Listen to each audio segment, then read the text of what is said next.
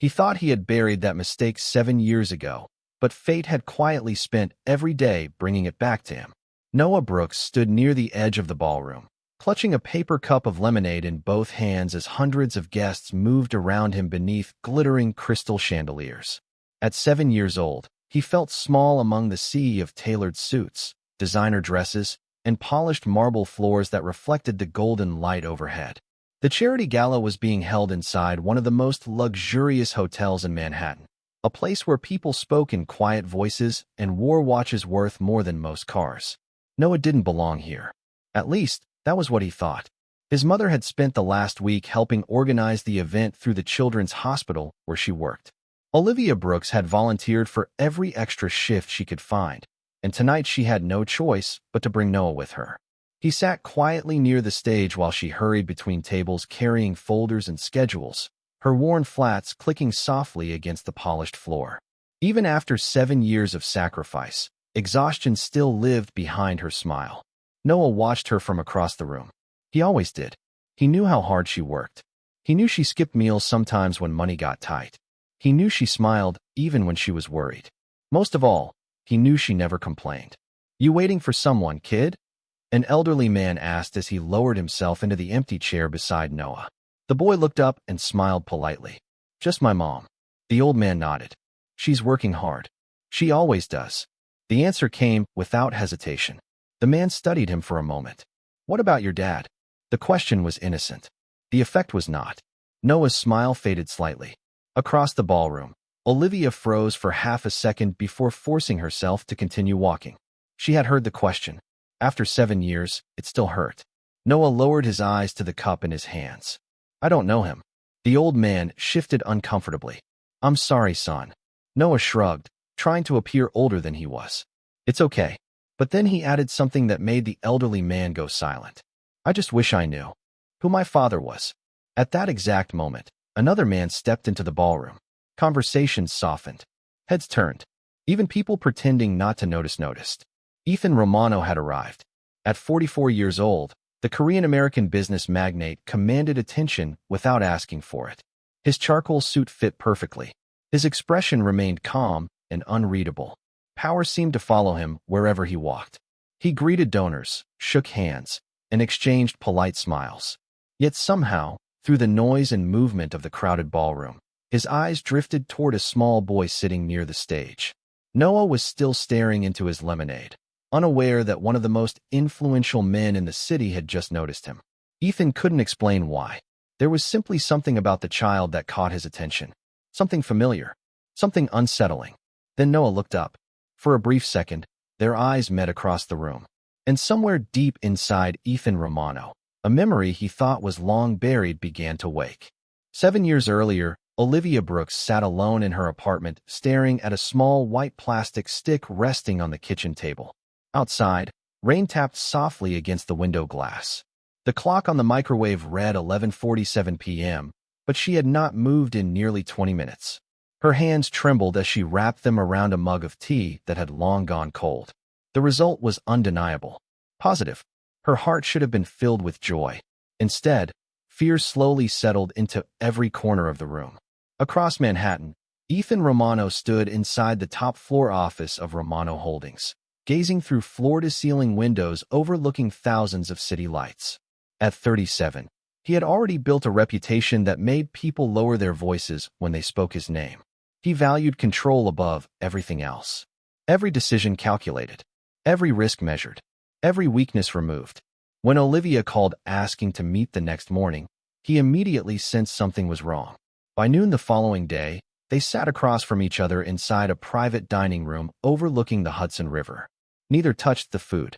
Olivia struggled to find the words. Ethan watched her quietly, his expression impossible to read. Finally, she placed a folded medical document on the table between them. Ethan glanced down. Then he saw the word pregnancy. The room seemed to grow silent. For several seconds neither spoke. Olivia searched his face for some sign of emotion. Surprise, concern, even confusion. Instead, his jaw tightened slightly. That was all. "How far along?" he asked calmly. "Almost 8 weeks." The answer hung heavily between them.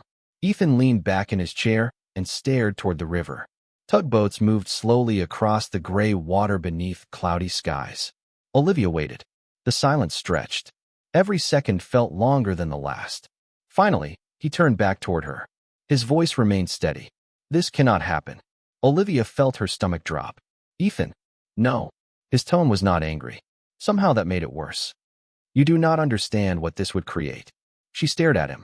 It is a baby. Ethan looked away again. For the first time, uncertainty flickered beneath his composed exterior. Not uncertainty about what he wanted. Uncertainty about how to say it. My life is not built for children, he said quietly. And it is certainly not built for this situation. Olivia felt tears gathering behind her eyes. You are talking about a child like it is a business problem. Ethan exhaled slowly. I am talking about reality. The words landed like ice. Olivia realized then that she was sitting across from a man who had spent years protecting himself from emotional consequences. A man who believed every problem could be solved through control. She looked down at the document on the table, then back at him. I am keeping the baby. Ethan's eyes met hers. Something hardened there. The atmosphere inside the room shifted. The city skyline beyond the windows suddenly felt very far away. Olivia, he said carefully, if you choose that path, everything changes. She straightened her shoulders despite the fear growing inside her chest. Then let it change. For a moment neither moved. Neither blinked. Neither surrendered. And somewhere deep inside both of them, two completely different futures began to take shape. Olivia left the restaurant with tears burning behind her eyes, but she did not look back. The cold wind coming off the Hudson River tugged at her coat as she walked toward the subway station, one hand resting protectively against her stomach. She had entered that meeting hoping for reassurance. Instead, she had been handed a choice disguised as a warning. By the time she reached her apartment, the sun had disappeared behind the skyline, and the city lights shimmered through the drizzle like distant stars. Her mother, Linda Brooks, sat at the kitchen table sorting medical bills. The older woman's reading glasses rested low on her nose, and exhaustion lined her face. Years of health problems had left the family struggling financially long before Olivia discovered she was pregnant. You are home late, Linda said gently. Olivia forced a smile and set her purse down. Busy day. It was not entirely a lie. That night, she barely slept. Every time she closed her eyes, she heard Ethan's calm voice repeating in her mind. Everything changes. By morning, she had made her decision. The child growing inside her had done nothing wrong. Whatever came next, she would protect that baby. 3 days later, the first signs appeared. A promotion she had been promised at the hospital suddenly vanished. A landlord who had previously approved her lease renewal changed his mind. A consulting job she occasionally worked on weekends disappeared without explanation. None of it was dramatic. None of it could be traced directly to anyone. Yet the timing felt impossible to ignore. Olivia understood the message. Pressure. Quiet pressure. The kind that never left fingerprints. For the first time in her life, she felt truly alone. But every morning she woke up and kept moving. She attended prenatal appointments. She worked extra shifts. She clipped coupons. She calculated grocery budgets down to the last dollar. Some evenings she sat on the edge of her bed studying lists of cities across the country. Places where nobody knew her name. Places where she might disappear. Then one rainy Thursday afternoon, she made the hardest decision of all. She packed 2 suitcases. One for herself. One filled with things she hoped her child would someday need. Baby blankets. Tiny clothes bought at thrift stores. A stuffed bear she had owned since childhood. Linda watched silently from the doorway. You are leaving. Olivia nodded. Tears filled her mother's eyes. Is it really that serious? Olivia hesitated. She could not explain everything. Not because she did not trust her mother, but because she wanted to protect her. I just need a fresh start. Linda stepped forward and wrapped her daughter in a long embrace. Then promise me something. Anything. Promise me you will never let fear decide what kind of mother you become. Olivia broke down crying. The next morning, before sunrise painted the city sky gray and gold, she boarded a bus heading west. Her destination was a small town in Pennsylvania, nearly 100 miles away. It was not glamorous. It was not exciting. But it was quiet. As the Manhattan skyline slowly disappeared behind the rain-streaked window, Olivia placed both hands over her stomach. The road ahead was uncertain. Money was scarce. Answers were few. Yet for the first time in weeks, her breathing steadied. Because no matter what challenges waited for her, she was no longer running for herself alone. She was running for the little life, depending entirely on her courage. 7 years passed faster than Olivia Brooks ever imagined. The small Pennsylvania town that had once felt temporary slowly became home. The apartment above a family-owned pharmacy became the place where Noah took his first steps, spoke his first words, and filled every corner with laughter. Life was not easy. Most months ended with careful budgeting and difficult choices. Olivia worked long shifts at the local clinic and often picked up weekend hours whenever they were available. Yet despite the exhaustion that followed her everywhere, she never regretted her decision. Noah grew into the kind of child people remembered. At 7 years old, he held doors open without being asked. He thanked cashiers. He carried groceries for elderly neighbors. Teachers described him as unusually thoughtful. When other children argued, Noah tried to make peace. When someone sat alone at lunch, Noah usually became the first person to sit beside them. Olivia sometimes watched him from across a room and wondered how someone so young had developed such a gentle heart. Perhaps hardship had taught him empathy. Perhaps he had simply been born with it. One crisp October afternoon, Noah walked home from school carrying a backpack nearly half his size. Orange leaves drifted across the sidewalk while cool sunlight filtered through rows of maple trees. He was only 3 blocks from home when he noticed an elderly man sitting alone on a bench near the town square. Most people passed without looking twice. Noah almost did too. Then he noticed something unusual. The man appeared pale. One hand rested against his chest while the other gripped the edge of the bench. His breathing seemed labored. Noah stopped immediately. Concern replaced curiosity. "Sir, are you okay?" he asked softly. The elderly man opened his eyes and attempted a reassuring smile. "I think I am just tired." But the answer did not convince Noah. He remembered lessons his mother had taught him. If someone needs help, you stay. You listen. You care. Noah removed the water bottle from his backpack and offered it to the stranger. Then he sat beside him. "My mom works at a clinic," Noah explained. "She says people should not be alone when they feel sick." Something about the comment made the old man smile genuinely this time. For the next 15 minutes, Noah remained there talking about school, baseball, and his dream of becoming a doctor someday. Gradually, the color returned to the man's face. By the time a black sedan pulled up beside the curb, he appeared much stronger.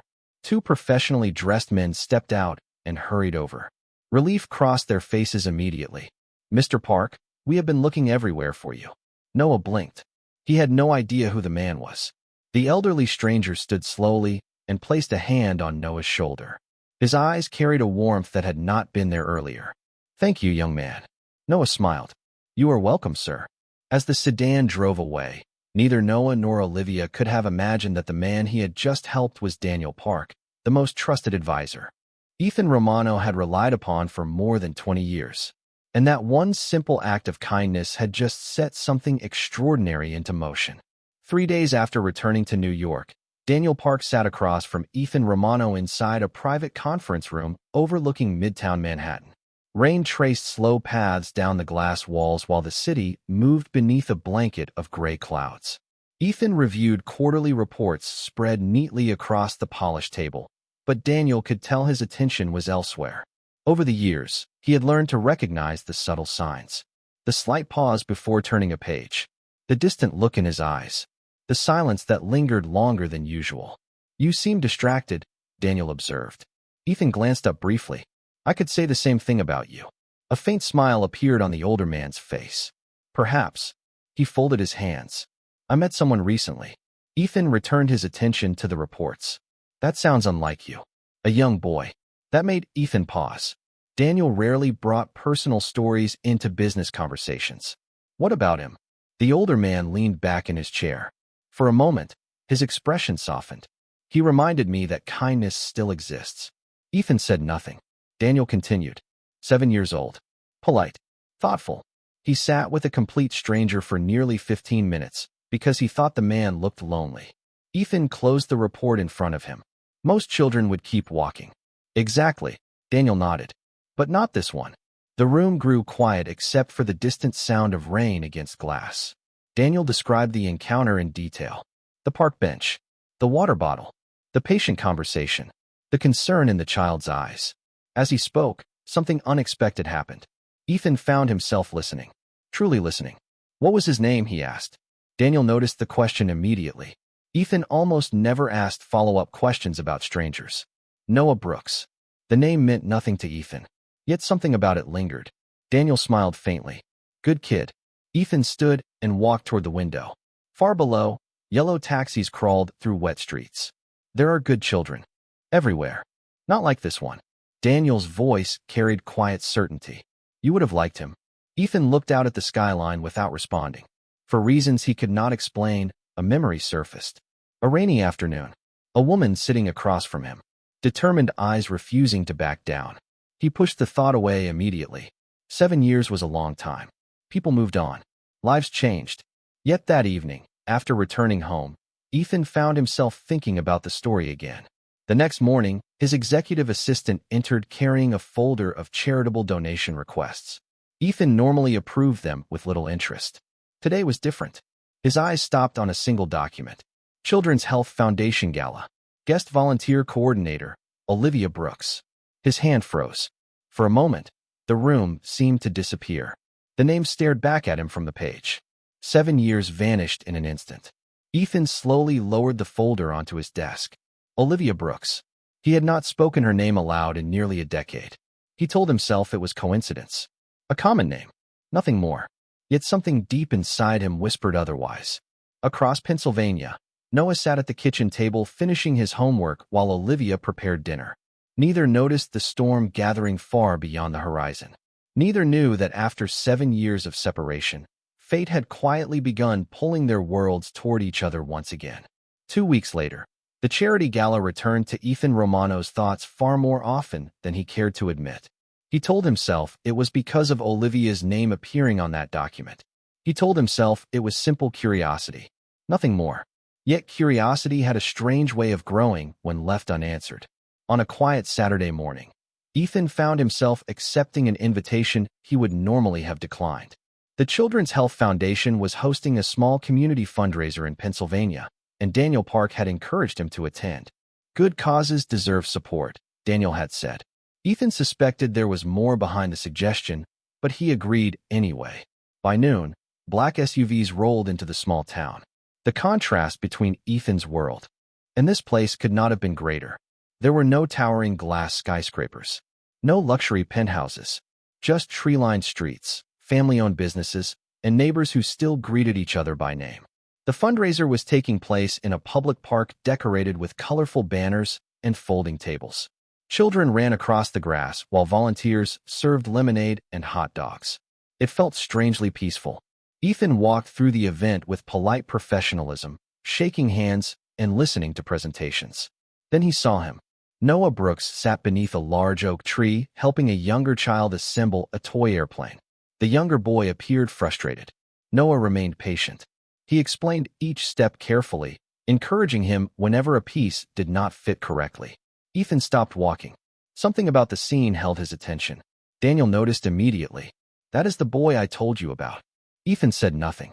His eyes remained fixed on Noah. A few moments later, the airplane was finished. The younger child smiled proudly and ran toward his parents. Noah smiled too. Not because he received credit. Simply because someone else was happy. Ethan felt an unfamiliar sensation settle inside him. Respect. The kind that could not be bought or negotiated. Across the park, Noah noticed the tall stranger watching him. Their eyes met once again, just like at the gala. This time Noah approached first. Hi. Ethan blinked. Few people ever approached him so casually. Hello. Noah studied him openly. You look familiar. Ethan almost laughed. Do I? I think I saw you at the hotel event. You probably did.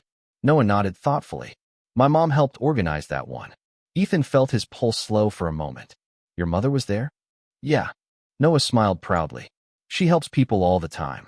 The answer sounded so sincere that Ethan found himself asking another question. And what do you do? Noah grinned. I am trying to become a doctor someday. That is ambitious. My mom says helping people is always worth the effort. The words struck harder than Noah could possibly know. For several seconds, Ethan simply looked at him. The shape of his smile. The calm. Confidence. The kindness that seemed effortless. There was something hauntingly familiar about the child standing before him. Not enough to form an answer. only enough to create questions. Questions that would not leave. Across the park, Olivia emerged from a volunteer tent carrying a box of supplies. The moment she looked up and saw Noah speaking with Ethan Romano, the color drained from her face. 7 years of distance suddenly disappeared. And for the first time since leaving New York, Olivia realized the past had finally found her. Olivia's grip tightened around the cardboard box in her hands as she watched Noah standing beside Ethan Romano beneath the oak tree. For a moment, the sounds of the fundraiser seemed to disappear.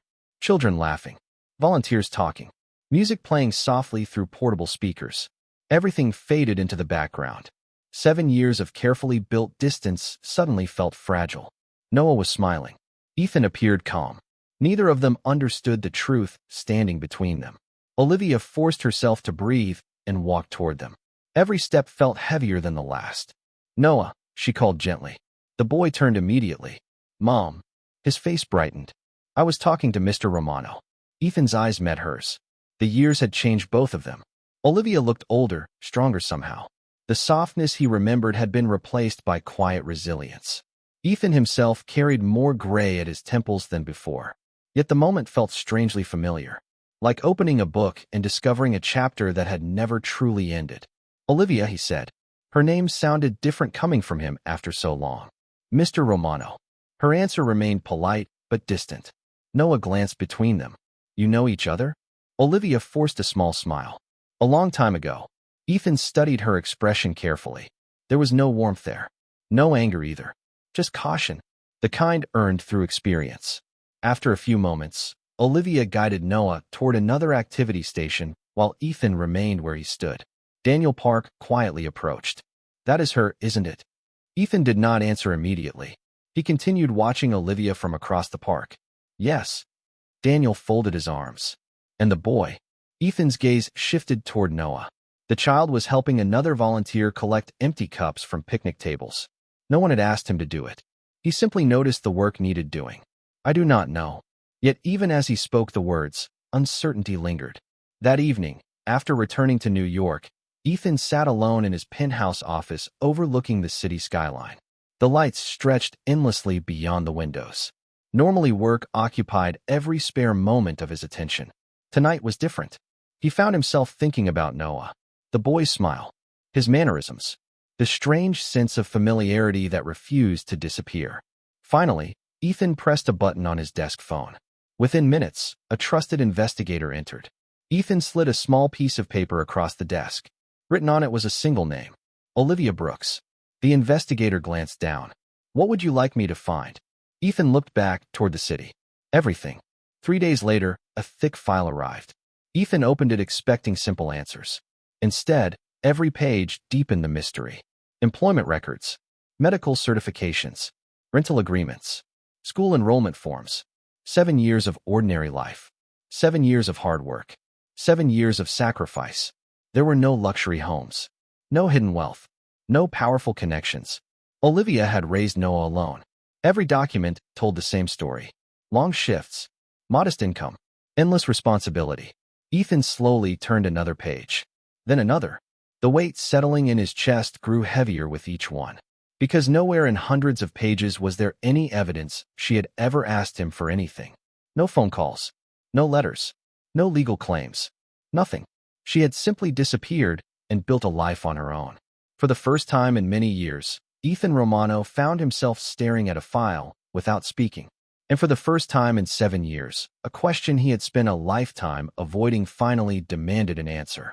What if the greatest mistake of his life had been living quietly under another name all along? The answer arrived on a quiet Tuesday morning.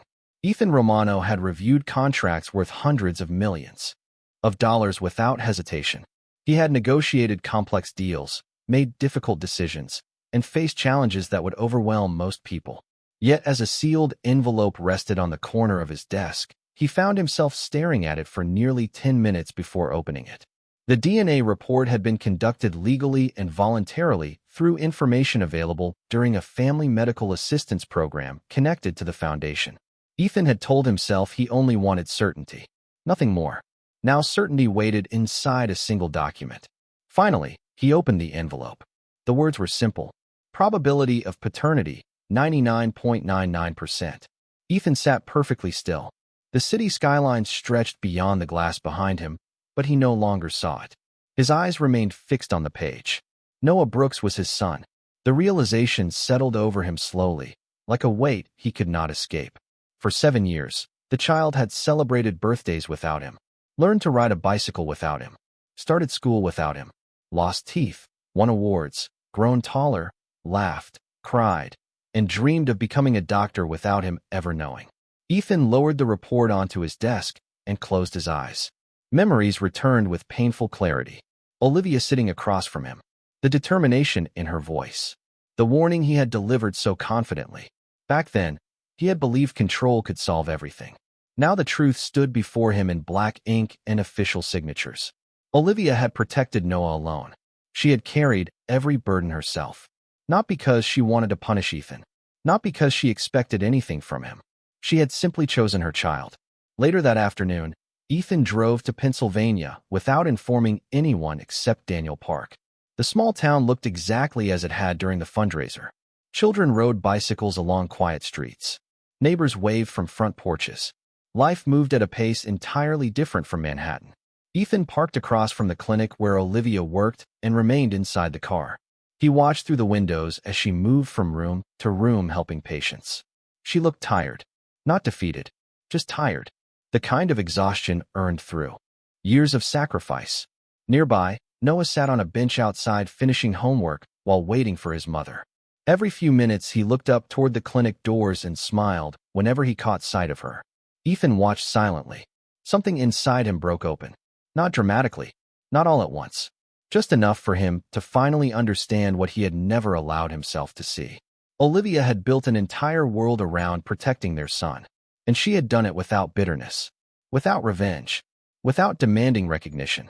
That evening, after Noah and Olivia left together, Ethan remained sitting alone inside the parked car as twilight settled over the town. Streetlights flickered on one by one. Families gathered for dinner. Somewhere in the distance, church bells rang softly through the cool evening air. Ethan looked down at the DNA report resting on the passenger seat. For years he had measured success through power, influence, and control. Yet none of those things could return the 7 years he had lost. And for the first time in his life, Ethan Romano realized that the person most deserving of an apology was not standing in a boardroom or across a negotiation table. She was the woman who had quietly spent 7 years keeping a promise he had once tried to stop her from making. The following Saturday, Olivia received an invitation she never expected to see. The Children's Health Foundation was holding a recognition ceremony for volunteers, donors, and community leaders who had supported local healthcare programs throughout the year. She almost declined. Life was busy. Noah had a school project due. Laundry needed folding. Bills needed paying. Ordinary responsibilities filled every corner of her life. Yet something told her she should attend. The event was held inside a restored historic theater in town. Warm lights illuminated the stage while families filled the seats. Noah sat beside Olivia wearing the nicest shirt he owned, swinging his feet nervously above the floor. "Do you think they will have cookies afterward?" he whispered. Olivia smiled despite herself. "That is your biggest concern?" Noah grinned. "Maybe." As the ceremony began, speakers thanked volunteers and community partners. Awards were presented. Applause echoed through the theater. Then the master of ceremonies announced a special recognition from a private donor whose generosity had funded new pediatric equipment for the clinic. The audience turned toward the stage as Ethan Romano walked into view. A quiet murmur moved through the room. Olivia immediately felt her stomach tighten. Ethan stepped to the podium and looked out across the crowd. For a moment, his eyes found hers. Then he began speaking. His voice was calm, steady, and sincere. He spoke about service, about sacrifice, about people who spend their lives helping others without expecting recognition. Finally, he paused. The room grew still. "There is one person here today who deserves more gratitude than I can properly express." Olivia's heart began to race. Ethan stepped away from the podium and walked directly toward the front row. Hundreds of eyes followed him. The theater became silent. He stopped in front of Olivia. For a brief second, neither moved. Then Ethan did something nobody expected. He lowered himself onto one knee. Gasps echoed throughout the room. Noah stared in shock. Olivia could barely breathe. Ethan looked up at her, his eyes carrying none of the pride that had once defined him. 7 years ago, I failed you, he said quietly. Every word carried through the silent theater. You showed courage when I showed fear. You chose love when I chose control. You protected a child who deserved everything I was unwilling to give. Tears filled Olivia's eyes. Ethan continued, I cannot change the past. I cannot recover the years I lost. But I can tell the truth. He turned toward Noah. The boy sat frozen in his seat. You are my son.